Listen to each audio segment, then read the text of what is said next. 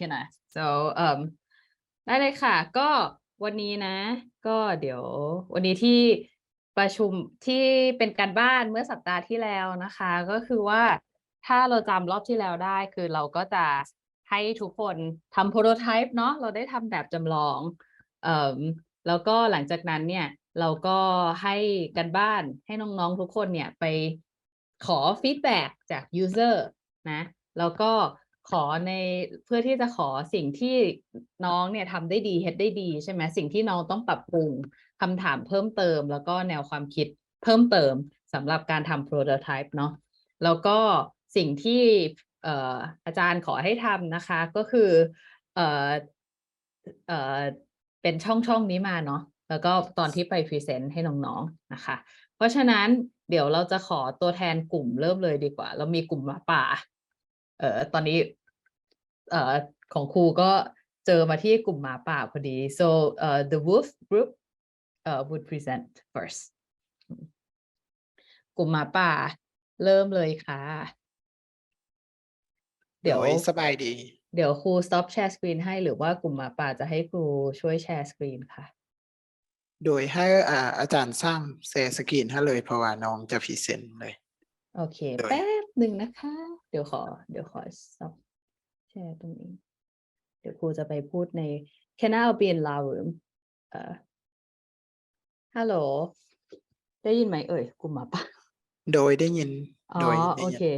ได้กลุ่มหมาป่าพรีเซนต์เลยนะคะเดี๋ยวครูจะแชร์สกรีนแล้วครูจะไปอยู่อีกห้องหนึ่ง โดย ค่ะ ตอนนี้สกรีนยังบอกขึ้นเถอะเพราะว่าน้องโอเคขึ้นละเริ่มพรีเซนต์เลยเนาะฮัลโหลทุกคนได้ยินบ่โดยสบายดีเนาะทุกคนสำหรับกลุ่มหมาป่าพวกเขาที่ว่าได้ไปลง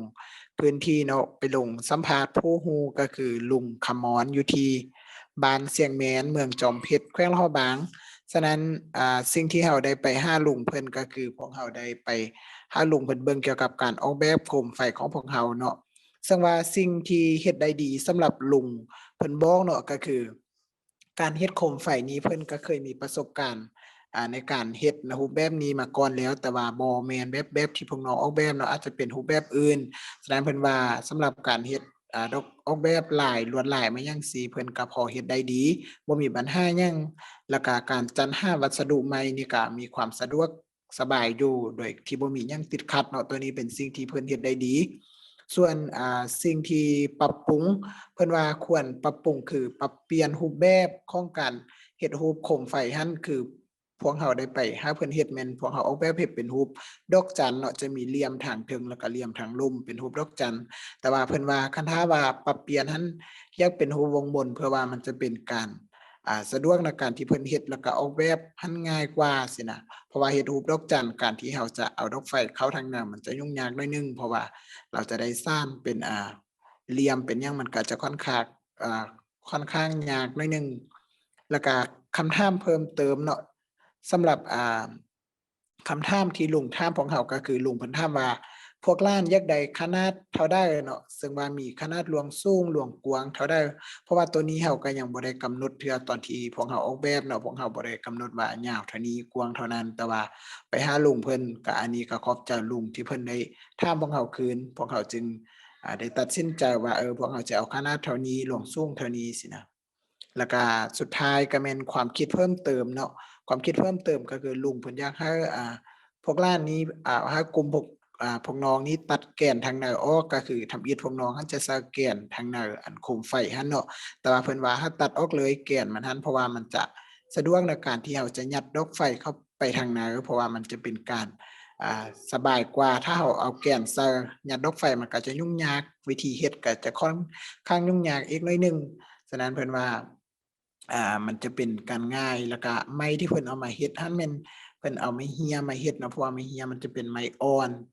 กว่าไม้ชนิดอื่นคือไม้บงไม้สร้างไม้หยังพวกนี้มันจะเป็นไม้แข็งเนาะแต่ว่าลุงเพิ่นเลือกที่จะเอาไม้เหี้ยมาเฮ็ดเพราะว่ามันจะอ่อนแล้วก็สบายต่อการที่ว่าเพิ่นจะจัดสร้างเนาะสำหรับตัวนี้ก็เป็นกลุ่มหมาป่าที่พวกเราได้ไปเก็บกำข้อมูลแล้วก็ลงไปสัมภาษณ์ผู้ก็คือลุงขมรอยู่ที่บ้านเสียงแมนก็ จะหมดเพียงเท่านี้เนาะกลุ่มใดที่มีคำถามเพิ่มเติมอยากประกอบส่วนก็ข้อคำถามประกอบส่วนใดขอบใจ โอเค มีใครมีคำถามเพิ่มเติมอะไรให้กลุ่มหมาป่าไหมคะ มีกลุ่มไหนอยากแจกดาวไหมคะ เอาคำถามเพิ่มเติมให้กลุ่มหมาป่า เดี๋ยวครูเริ่มก่อนก็ได้ค่ะสำหรับกลุ่มหมาป่า ก็กลุ่มหมาป่าเป็นกลุ่มที่มีโปรเจกต์ที่เคลียร์มากแล้วเนาะมีไอเดียที่ชัดเจนทางเรื่องของแบบโคมไฟใช่ไหมแล้วก็ตอนนี้พอไปคุยกับลุงคำมอนเองอ่ะก็คือว่าเราจะทำหัตถกรรมยังไงให้แบบใส่ดอกไฟได้ดีหรืออะไรอย่างเงี้ยเพราะฉะนั้นก็เป็นกลุ่มที่ครูค่อนข้างสบายใจที่สุดแล้วนะคะ ก็ดีใจด้วยนะคะ ก็เดี๋ยว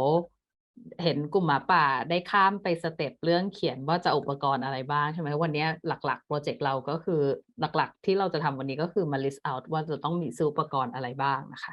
ก็โอเคเลยมีเพื่อนคนไหนมีความเห็นเพิ่มเติมให้กลุ่มหมาป่าไหมคะ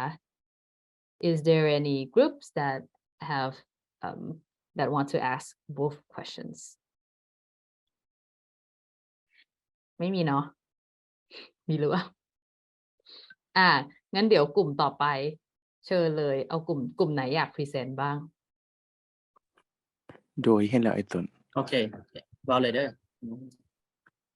โอเคน้องตั้งหน้าให้กลุ่มหมู่ขึ้นมาพรีเซนต์เกี่ยวกับการเก็บกำข้อมูลเอาแบบจำลองไปให้กลุ่มตัวเป้าหมายเบิ่งเนาะซึ่งสิ่งที่เฮ็ดได้ดีลุงเพิ่นได้ออกความคิดเห็นคือแบบว่าถ้าเฮ็ดศูนย์ตัวนี้ขึ้นมามันจะเกิดความเป็นไปได้สูงหลายเพราะว่าลุงเพิ่นก็คิดอยากจะเฮ็ดศูนย์ตัวนี้แล้วเพราะว่ามีหมู่ของลาวที่อยู่ไสหยังหั้นก็อยากเฮ็ดศูนย์แบบนี้คือลาวคือกันแต่ว่าเพิ่นหั้นบ่ฮู้จะเริ่มต้นแนวใดเพราะว่าเรื่องสถานที่บ่เรื่องหยังมันก็มีหลายปัจจัยแต่ว่าจะถามแบบจำลองพวกน้องที่ให้ลุงพรไสไปเบิ่งแล้วเพิ่นว่าเห็นดีนำที่จะสร้างศูนย์นี้ขึ้นมาแล้วก็สิ่งที่ควรปรับปรุงก็คือลุงพรไสเพิ่นจะให้คำแนะนำหลายกว่า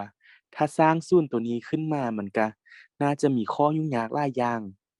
บ่ว่าอาจจะเป็นสถานที่ที่เราจะไปซอกเฮ็ดศูนย์หั้นค่อนข้างที่ยากเลยตัวนี้แล้วก็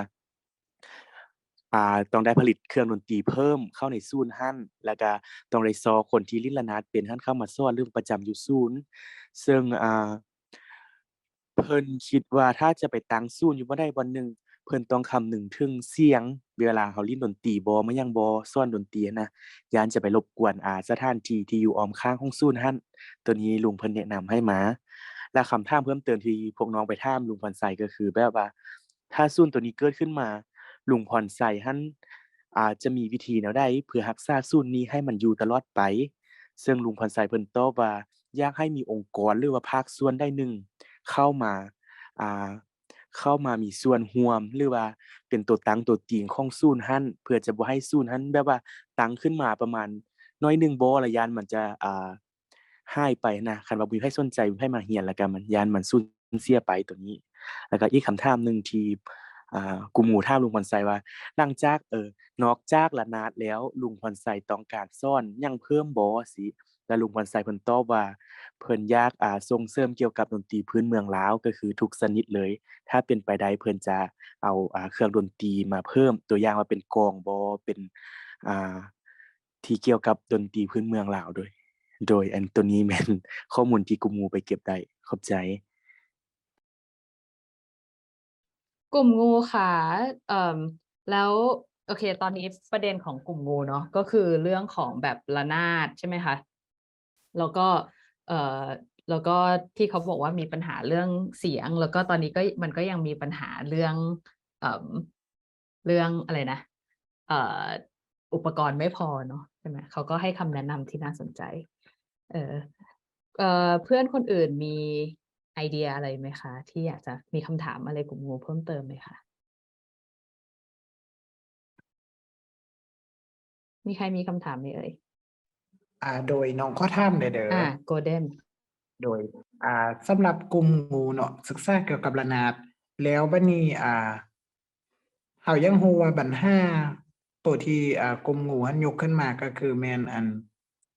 อยากให้คนอนุรักษ์รักษาเนาะก็คือโดยการสร้างโรงเรียนสิเนี่ย แล้วบัดนี้เฮาอยากถามไปเติมว่าคันถ้าว่าเป็นไปได้บ่ว่าเฮาสิ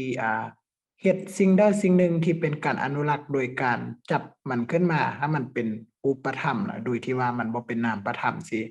ที่ว่ามันจัดขึ้นมาเป็นวัตถุขึ้นมาให้เราเห็นได้ชัดขึ้นหลายกว่านี้น่ะว่ากลุ่มงูหั้นคิดว่าจะมีไอเดียได้ที่นำเสนอ โดยข้อตอบไอโกเดนสมมุติว่าถ้าเราสร้างระนาดขึ้นมาหลายสิแต่ว่าบ่มีผู้สร้างลิ้นมันก็คือเก่านี่ไอโกเดนมันจะสูญเสียไปแม่นบ่ทุกคนรู้จักอยู่แล้วว่าระนาดเป็นแนวๆนี้เข้าลิ้นอันนี้แต่ว่าบ่สร้างลิ้นมันก็คือเก่าถ้าว่าพวกที่ลิ้นเป็นนั้นเขาเจ้าบ่สามารถลิ้นได้แล้ว ตัวนี้มันอาจจะสูญเสียไปนะสำหรับกลุ่มหมู่คิดว่าตัวนี้ก็เลยอยากสร้างศูนย์ให้คนที่สนใจเข้ามาเรียนเพื่อเขาเจ้าจะสร้างลิ้นระนาดแล้วก็สืบทอดต่อไปให้คนที่อยากเรียนอีกสินี่โดยเข้าใจ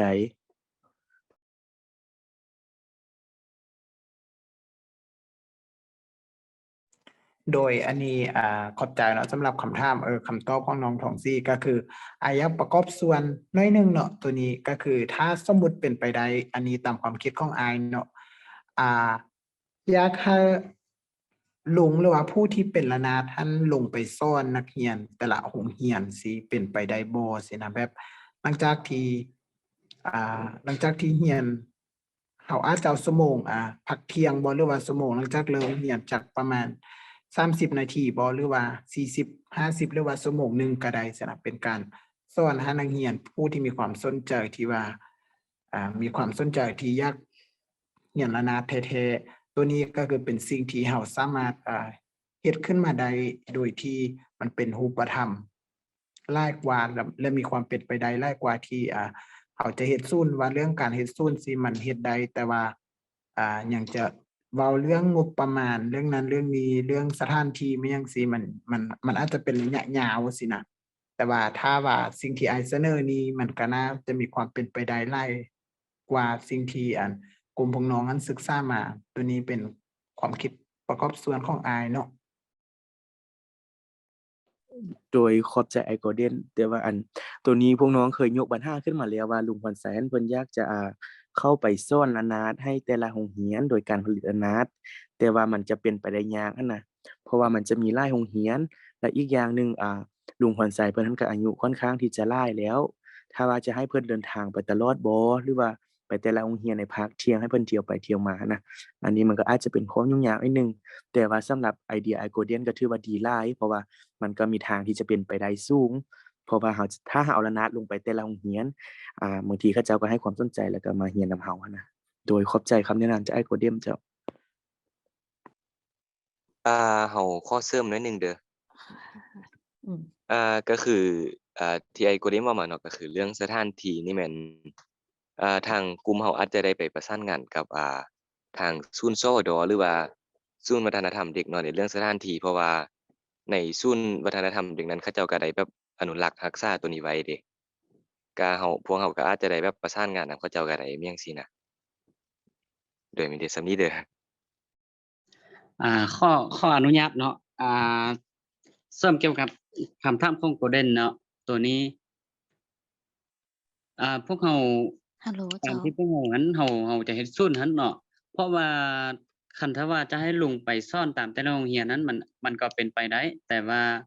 มันก็ขึ้นกับว่าโรงเรียนนั้นมันมีการสนองด้านอุปกรณ์บ่หรือว่างบประมาณบ่อันนี้มันก็ยากเนาะเพราะว่าการเข้าไปหั้นนักเรียนแต่ละคนนั้นถ้าว่าไปสอนในโรงเรียนโดยตรงแล้วเขาจำเป็นเขาต้องได้เรียนเพราะมีระเบียบเนาะ แต่ว่าเขาเรียนให้มันแล้วซื่อๆเขาบ่ได้ตั้งใจเขาบ่ได้มักแต่เป็นวิชาเรียนแล้วเขาจำเป็นต้องได้เรียนเห็นนะอันนี้ที่ว่าพวกเราสร้างศูนย์นั้น เพื่อว่าผู้ใดที่สนใจแท้ๆเขาถึงจะอยู่ไกลหรือว่าไกลเขาจะต้องได้เดินทางมาเรียนด้วยตนเองตัวนี้มันจึงจะเรียนพวกเราก็คือว่าลุงก็มีอายุแด่แล้วก็อ่าการไปมาก็บ่สะดวกให้ลุงแด่สินะมันก็เป็นประมาณนั้นแหละเนาะ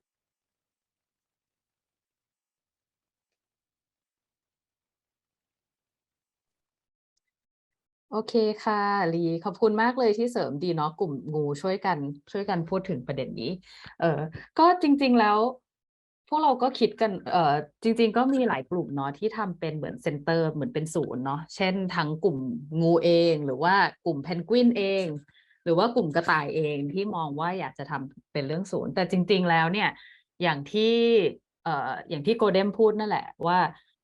การที่เราออกแบบ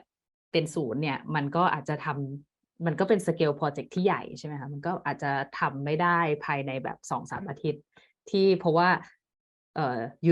เวทีสาวหนุ่มของเรามันจะจบตอนเดือนตุลาใช่ไหมคะตอนนี้เราก็มาเริ่มดูแล้วเราได้ฟีดแบ็กมาจากยูเซอร์เนาะเราได้ฟีดแบ็กมาแล้วมันก็ยังเราก็เห็นแหละว่ามันเขาก็อยากให้มันทำเขาก็อยากให้มีศูนย์แต่เราเองเราก็เริ่มเห็น constraint แล้วเริ่มเห็นข้อจำกัดหลายๆอย่างแล้วนะคะเพราะฉะนั้นก็ขอบคุณคอมเมนต์ของโกเด้มากนะคะกลุ่มงูเองเนี่ยเราก็อาจจะมองว่าจริงๆแล้วนอกจากสร้างศูนย์แล้วเนี่ยอย่างที่ลีพูดมาตะกี้นี้มันก็สามารถทำอย่างอื่นได้เช่นกันใช่ไหมเช่นลองไปหาความร่วมมือกับศูนย์เด็กเนาะว่าเขามีอะไรบ้างที่เราสามารถช่วยแก้ไขหรือช่วยทำให้ดีขึ้นได้อันนี้ก็เป็นอีกหนึ่งประเด็นหนึ่งที่มาดูกันนะคะแต่เดี๋ยวกลุ่มงูตะกี้เห็นมีนายกมือใช่ไหมคะมีนามีอะไรหรือเปล่ามีนาจะพูดอะไรหรือเปล่าหมดแล้วเนาะมีกลุ่มอะไรให้คำถามอีกไหมคะ แล้วมีนามีปัญหาเรื่องเสียงบ่คือเห็นมีนาแชทลงกลุ่มว่าบ่ได้ยินเนาะ อืมมีนาลองให้มาอยู่ในช่องภาษาอังกฤษก็ได้ค่ะที่เขียนว่าภาษาอังกฤษอะค่ะเขาจะไปอยู่ในช่องลาวปะคะไอ้ต้น เดี๋ยวสิส่งข้อความหาน้องโดยตรง โอเคอ่าโอเค ก็ตอนนี้งั้นเดี๋ยวครูขอถามกลุ่มงูเพิ่มเติมนะคะกลุ่มงูคะแล้วก็ตอนนี้ผู้ใช้ของเราเนาะเขาก็อยากตอนนี้เขาก็คุยเขาก็ให้ข้อมูลเรามาเยอะใช่ไหมคะเขาก็บอกว่ามีทั้งเรื่องว่าเห็นดีด้วยใช่ไหมที่ชอบแล้วก็ยังมีปัญหาว่าเขาไม่สามารถแบบไปสอนได้หลายๆที่แต่ตอนเนี้ยมันก็มี constraint หลายอย่างใช่ไหมคะว่าทั้งเรื่องอุปกรณ์ว่าจะทำยังไงใช่ไหม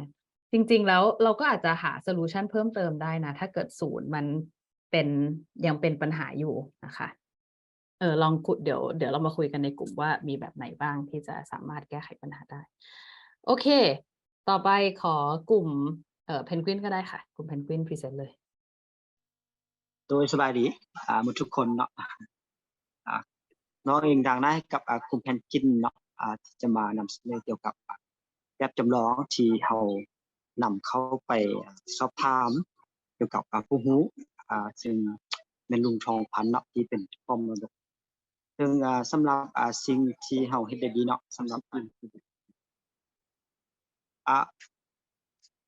บ่ได้แชร์สกรีนหรือบ่หรือว่าน้องพรีเซนต์ไปเลยเนาะ สิแชร์ให้เดี๋ยวน้อยเด้อสิแชร์สกรีน โอ ให้ เคไปสตาร์ทใหม่ก็ได้ เดี๋ยวแล้วก็กลุ่มเพนกวินคะเดี๋ยวอาจจะบอกเพื่อนนิดนึงตะกี้ลืมบอกกลุ่มอื่นให้พูด อาจจะบอกเพื่อนนิดนึงว่าเราทำแบบจำลองอะไรนะคะเรา โอเค เตือนความจำเพื่อนๆนิดนึงค่ะ โดยสบายดีอีกครั้งเนาะสำหรับกลุ่มเพนกวินก็คือเราจะมีแผนที่จะเฮ็ดแบบจำลองส่วนหินหูเกี่ยวกับการปั้นดินเผาเนาะให้กับวัยหนุ่มมาหันมาสนใจแล้วเขาก็จะนำแบบเขาได้นำแบบจำลองที่เขาได้ผลิตขึ้นมาไป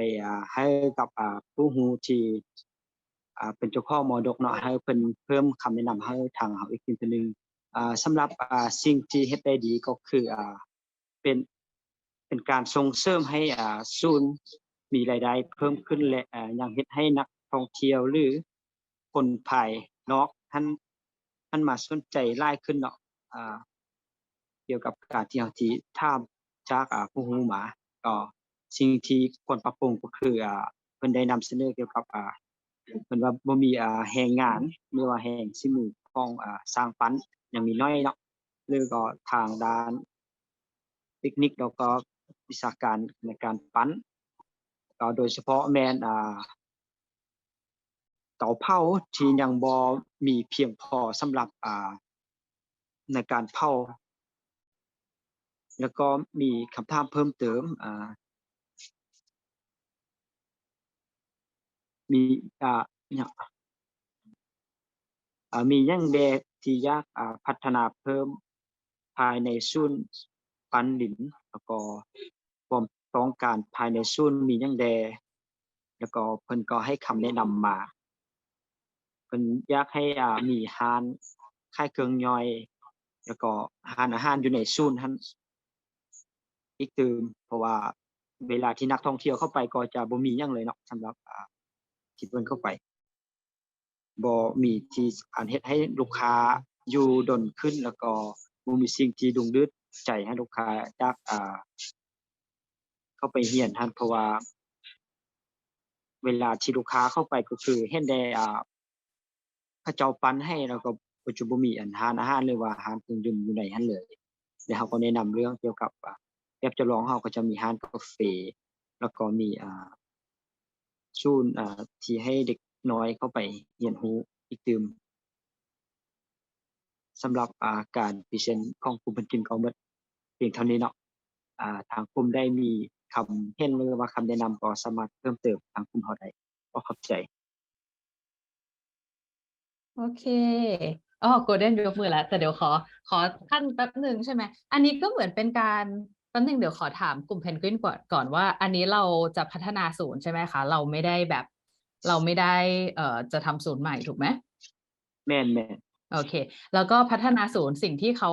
แปลว่าสิ่งที่กลุ่มเราอยากจะทำก็คือเหมือนเป็นโซนคาเฟ่หรืออะไรอย่างเงี้ยหรือว่าใช่ไหมเป็นตอนนี้ได้คุยกันในกลุ่มหรือเปล่าว่าที่ได้รับความคิดเห็นเพิ่มเติมอยากจะทำอะไรเพิ่มอาจจะเป็นร้านกาแฟให้เค้กนั่งเล่นแล้วก็อาจจะมีร้านน้อยอีกหน่อยหนึ่งโอเคก็คือเหมือนแบบเป็นคอร์เนอร์เพิ่มเป็นมุมกาแฟหรือว่าเป็นมุมที่สามารถแบบให้คนในศูนย์สามารถพักผ่อนได้ใช่ไหมคะโดยสาโอมารถเคดีมากส่วนเลยร่วมนำทางเฮาทางโพรเจกต์ของเฮาได้โอเคโอเคอันนี้ใช้ได้เลยโอเคค่ะโกลเด้นถามได้เลยค่ะสบายดีโดยก็คือคำถามก็คล้ายๆคือกลุ่มงูเมื่อกี้เนาะที่ว่าอยากถามก็คือกลุ่มก็ตัวนี้มันกลุ่มเพนกวินเนาะก็เป็นวัตถุดิบที่การเฮ็ดก็คือการปั้นดินเผาฉะนั้นมันเป็นไปได้บ่ที่ว่าอยากเอา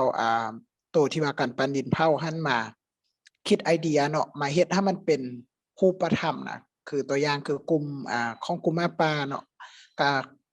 แม่นภูมิปัญญากันประดิษฐ์สร้างเป็นสิ่งที่เฮาจับบ่ายใดสินะแบบอยากให้มันคิดอยากให้กลุ่มเพนกวินคิดไอเดียขึ้นมาว่าคันถ้าสมมุติว่าสิเฮ็ดเป็นรูปธรรมหรือเฮ็ดเป็นสินค้าเป็น product ขึ้นมานะจากการปั้นดินเผาที่ว่าเฮ็ดแนวใดที่ว่าอยากให้มันเป็นรูปแบบมาแปลงมาเฮ็ดให้คนน่าสนใจแล้วก็ให้คนรู้การปั้นดินเผาหลายขึ้นโดยการcreate มันขึ้นมาเป็นproduct ขึ้นมาเนาะว่าสิเฮ็ดเป็นแบบใดสินะที่ว่านอกเหนือจากการเฮ็ดศูนย์เฮ็ดหยังสิว่าเพราะว่ามันอาจจะเป็นไปได้ค่อนข้างจะโดนเนาะมันเป็นไปได้แต่มันจะโดนเพราะว่ามันต้องได้ใช้งบประมาณสถานที่แล้วก็ค่าใช้จ่ายหลายๆอย่างแล้วก็ใช้เวลาแต่ว่าเฮาสิเฮ็ดภายใน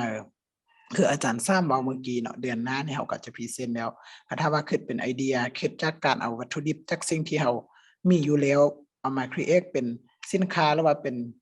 สิ่งที่แปลงใหม่ขึ้นมาจากการปั้นดินเผาสินะอยากให้กลุ่มเพนกวินเฮานำเสนอไอเดียว่าถ้าเฮ็ดแบบนั้น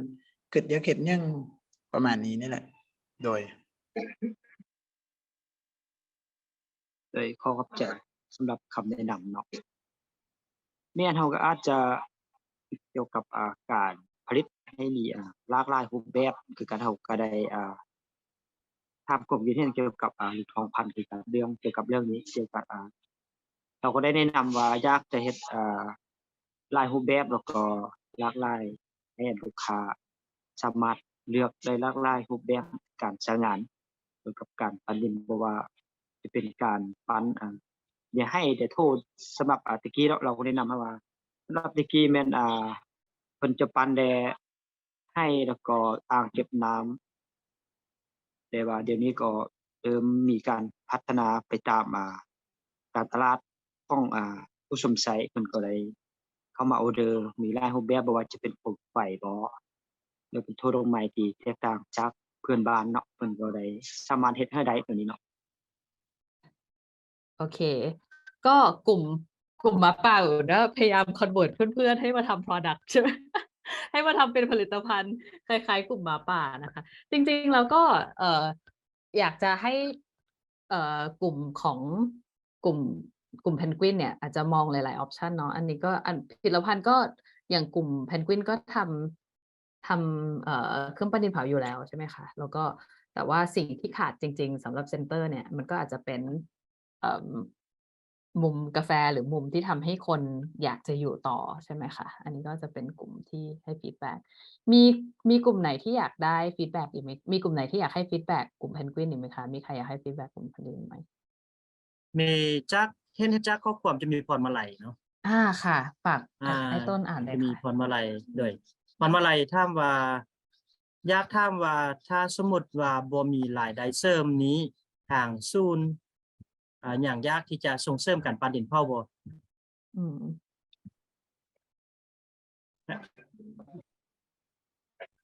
แต่ว่าเรื่องตัวนี้เนาะทางลุงห้องพันเพิ่นว่าทางศูนย์แล้วเพิ่นเขาเจ้าจะมีเฮ็ดเป็นแบบ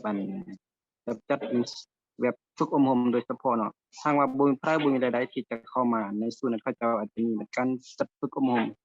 ให้คนภายนอกเข้ามาเรียนรู้ได้ โอเค มีใครกลุ่มเพนกวินอยากจะ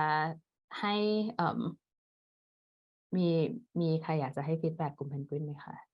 หรือกลุ่มกระต่ายมีไหมคะกลุ่มกระต่ายก็ทำคล้ายๆกันเนาะงั้นเอากลุ่มกระต่ายต่อเลยค่ะกลุ่มกระต่ายพรีเซนต์เลยค่ะ กลุ่มกระต่ายอย่าลืมว่าต้องแนะนำโปรโตไทป์ก่อนนะว่าสัปดาห์ที่แล้วเราสอนอะไรเราทำอะไรไปนะคะ กลุ่มกระต่ายใช้แชร์สกรีนให้แม่นบ่ โดยคือแต่เห็นอันโซกใส่มาอยู่ส่วนแม่นนะไอ้ตอน เห็นอยู่เห็นโชคใส่กับมลดีบ่ อ๋อ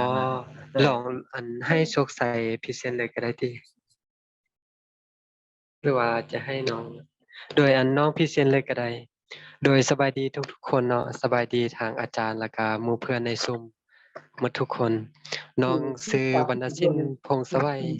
เป็นตัวแทนให้กลุ่มกระต่ายเนาะซึ่งในอาทิตย์ที่ผ่านมาพวกเราอาจารย์ซ้ำก็ได้ให้เวียกบ้านในการเอารูปแบบจำลองกลับไปหาผู้รู้เนาะซึ่งพวกน้องก็เอาตัวนั้นไปกลับไปหาผู้รู้ก็คือศูนย์การขยายการปั้นดินเผาเนาะก็คือแบบจำลองตัวนั้นซึ่งสิ่งที่กลุ่มพวกน้องเฮ็ดได้ดีก็คือว่าผู้รู้บอกว่ารูปแบบการเฮ็ดแบบจำลองนี้ออกมานี่ถือว่าได้ดีเพราะเตานี่ก็เตาและสถานที่นี่ก็คือของแท้เนาะเพิ่นว่า สิ่งที่ควรปรับปรุงก็คือว่าให้กลุ่มของพวกน้องนี่เฮ็ดเตาหั่นให้ดีกว่าเก่าเพราะว่าเบิ่งตามรูปแบบจำลองนั้นยังบ่ครบถ้วนก็คือตอนพวกน้องเฮ็ดแบบจำลองหั่นมันมีแต่อันเดียวมีแต่ตูปเดียวก็คือตัวเผาแต่ว่าเพิ่นอยากให้พวกน้องนี่เฮ็ดหลายๆตูปสินะแบบว่ามีบ่อนเก็บเมียนแล้วก็บ่อนเผาแล้วก็สถานที่ที่ว่าเขาเจ้าปั้นนั่นเนาะแล้วก็คำถามที่เพิ่นถามเพิ่มเติมก็คือว่าสิ่งที่พวกน้องเฮ็ดอยู่นี่แม่นเพื่อหยังและนำไปเผยแพร่อยู่ไสสิเนาะซ่องมาเพิ่นก็เฮ็ดแบบจำลองนี้ออกมาเพื่อหยังแล้วก็มีวิธีการส่งเสริมปกป้องมรดกเครื่องปั้นดินเผานี่แนวใดอันนี้เพิ่นคำถามเพิ่มเติมแล้วก็แนวความคิดเพิ่มเติมของเพิ่นก็คือว่าพวกน้องเป็นหยังจึงมีความสนใจ มรดกการปั้นดินเผาตัวนี้และพวกน้องจะนำไปอ่าต่อยอดหรือว่าไปพัฒนาในรูปแบบใดทิศทางใดสิเนาะอันนี้แม่นกลุ่มพวกน้องก็หมดเพียงเท่านี้กลุ่มอื่นมีอิหยังอยากถามบ่หรือว่าอยากช่วยกลุ่มกระต่ายเพิ่มเติมก็เชิญได้เนาะโดยขอขอบใจ จบแล้วเด้อไผอยากถามหยังก็ถามหรือว่าไผอยากเพิ่มเติมช่วยกลุ่มกระต่ายก็สามารถเพิ่มเติมได้ โอเคค่ะกลุ่มกระต่ายก็จะเป็นคล้ายๆกลุ่มเพนกวินเลยเนาะอืมเป็นแบบจำลองที่เกี่ยวกับศูนย์เนาะแต่ว่ากลุ่มเพนกวินก็จะเป็นเอ่อเอ่อมีพาร์ทที่มีคาเฟมีปัญหาว่าคนที่มาศูนย์ไม่สามารถหาที่พักได้เนาะแต่กลุ่มกระต่ายก็จะเป็นเหมือนแบบเตาปัญหาที่เตาไม่พอเอ่อหรือว่าปัญหาว่าในแบบจำลองยังมีที่พักเครื่องปั้นดินเผาไม่พออะไรอย่างนี้ใช่ไหมคะเป็นต้นอ่ะมีใครอยากให้ฟีดแบ็กกลุ่มกระต่ายไหมคะ ตอนนี้คำถามเพิ่มเติมของกลุ่มกระต่ายคืออะไรบ้างคะก็คือเอ่อเอ่อวิธีเผยแพร่ใช่ไหมคะวรรณสิงห์เปิดไมค์มาคุยกันหน่อย ครูวันนี้ครูบึนๆนะครูก็ต้องข้ามไปแปลเป็นภาษาอังกฤษด้วย ครูก็แล้วก็เฮ็ดแบบจำลองทำแบบจำลองมาเพื่ออะไรถูกไหมคะโดย แล้ แม่น ว แล้ว แล้วกลุ่มกระต่ายได้ตอบไหมคะตอบเราทำแบบจำลองนี้มาเพื่ออะไร โดยอันน้องก็อธิบายให้เพิ่นฟังว่าเฮ็ดแบบจำลองนี้ออกมาก็เพื่อว่าอยากให้ผู้รู้แนะนำหยังเพิ่มเติมอีกบ่เพราะว่ามีบางอันมันก็ยังบ่ครบถ้วนสินะ แล้วก็เราก็อธิบายเพิ่นว่าการเฮ็ดแบบจำลองนี้ออกมาก็เพื่อว่าอยากช่วยเขาเจ้าแก้ไขปัญหาที่ว่าเขาเจ้ายังมีอยู่สินะ อืมโอเคก็แล้วก็เขาอยากให้มีอะไรต่อยอดนะเนาะเครื่องปั้นดินเผาเพิ่มแล้ว นอกจากมีเตาเผาเพิ่มแล้ว มีอะไรที่ผู้รู้อยากให้ต่อยอดไหมคะ โดยตัวอันนี้ก็คือหัวข้อที่ว่าแนวคิดเพิ่มเติมนี้ผู้รู้ของกลุ่มพวกน้องที่ว่าไปถามนี้เพิ่นว่าการที่พวกน้องสนใจเครื่องปั้นดินเผาหรือว่ามรดกตัวนี้พวกน้องจะเอาความรู้ตัวนี้นี่ไปต่อยอดหรือว่าไปเผยแพร่ในรูปแบบหรือว่าในทิศทางใดสินะ อืมค่ะ โอเค มีนายกมือมีนา โดยสบายดี ค่ะ อัน เจ้าสบายดี โดยอันน้องก็ถามกลุ่มกระต่ายนิดนึงเนาะเกี่ยวกับศูนย์เป็นการเผยแพร่บ่หรือว่าแนวใดที่ว่าจะเพิ่มเตาประมาณนี้นี่นะหรือว่าเพิ่มเตาให้กับศูนย์ที่ผลิตแบบเครื่องปั้นดินเผาส่งให้กับชุมชนในบริเวณนั้นหรือว่าแนวใด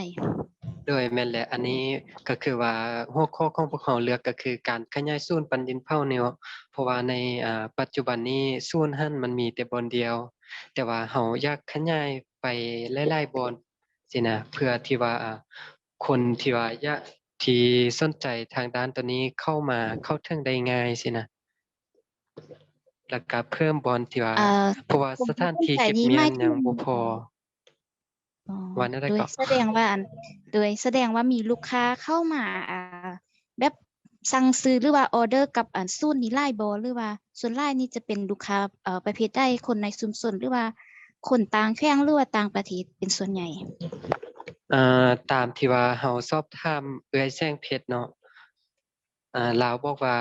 ก่อนที่ว่าเขาเจ้าจะปั้นนี่ต้องมีคนมาสั่งก่อนเพราะว่าถ้าลูกค้ามาสั่งนี่เขาเจ้าก็จะบอกเพิ่นว่าจะสั่งในจะให้เพิ่นปั้นหั่นปั้นประเภทใดเป็น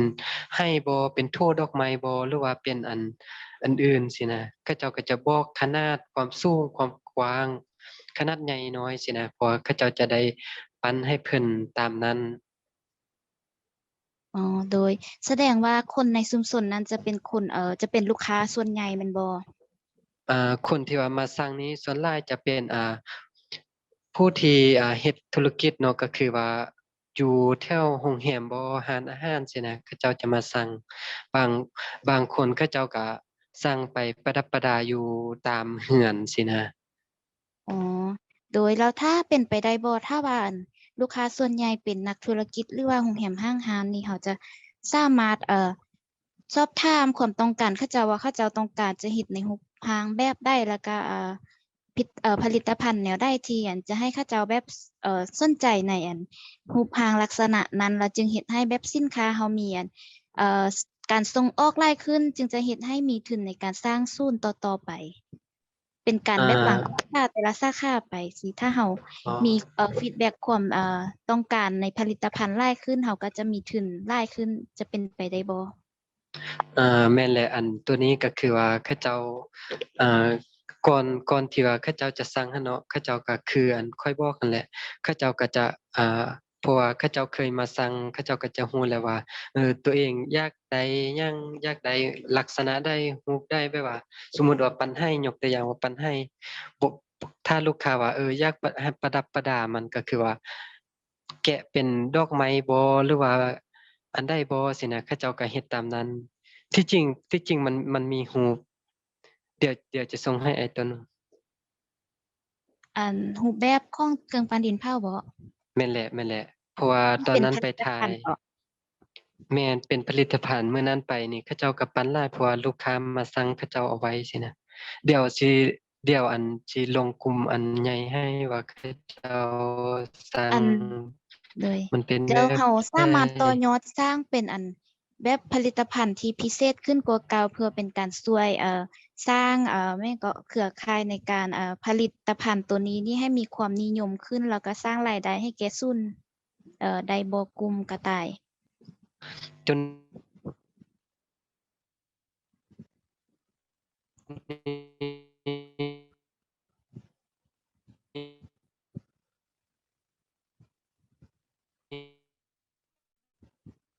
ตัวนี้สร้างได้เพราะว่าขึ้นมาก็เพื่อว่าอยาก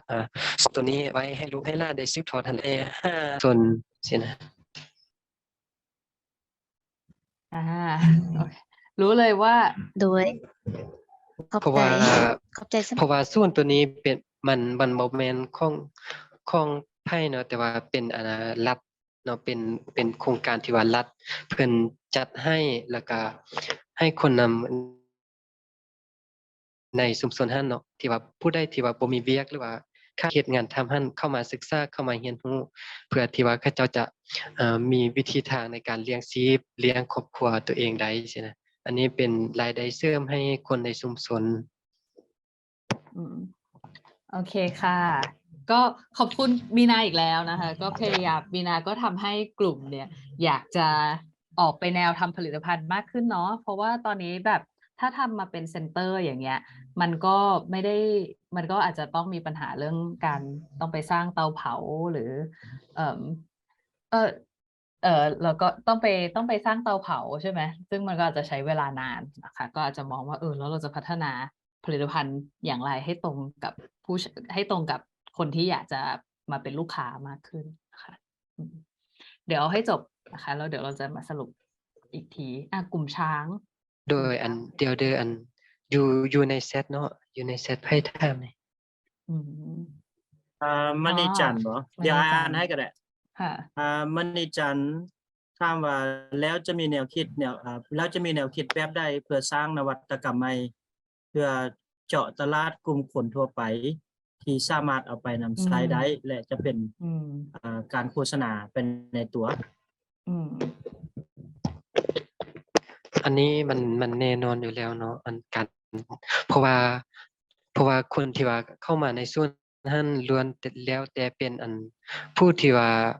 ค่ายหรือว่าเขาเจ้าอาจสิไปเฮ็ดที่ว่าเขาเจ้าประดับอยู่ตามโรงแรมประดับอยู่ร้านอาหารเขาเจ้าเฮ็ดเขาเจ้าก็เข้ามาเบิ่งสินะถ้าเขาเจ้าอยากได้รูปแบบใดเขาเจ้าก็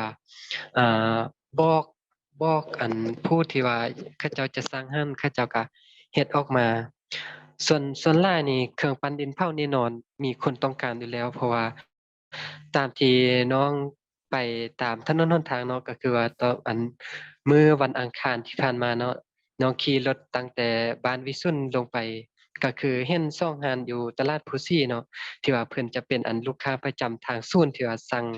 มาไว้ในห้านเพื่อให้คนมาซื้อหั้นนะส่วนหลายจะเป็นแบบนั้น แน่นอนมันต้อง